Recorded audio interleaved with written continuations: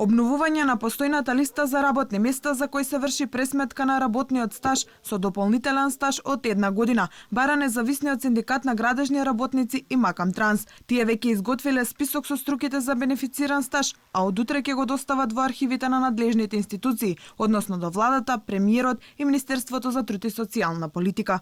Зидаротесари, армирачи, оператори на сите видови градежни машини,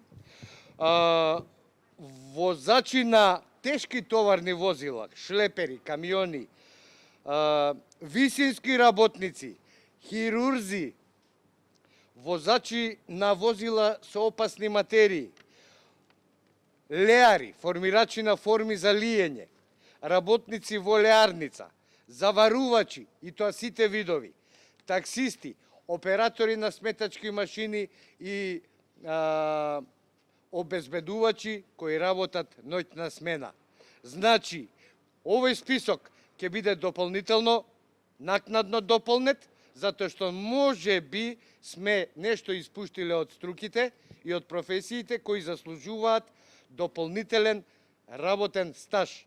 Председателот на Макам Транс истакна дека листата треба да се дополни со лицата од новинарската професија поради опасностите по живот во кои ја извршуваат работата. Јовановски воедно порача дека ќе нема ефект од носењето на нов закон за работни односи, доколку не биде усогласен со законите за синдикално организирање и за најниската загарантирана саатнина на работниците. Предлог закон кој што од 2002 година кружи по сите релевантни институции како предлог закона за најниска загарантирана исплатена саатнина заради загарантираноста и исплатноста на работните обврски на работникот, никој не сака да го прифати и да го гласа, бидејќи тогаш ќе нема директно брцање во џебовите на работниците.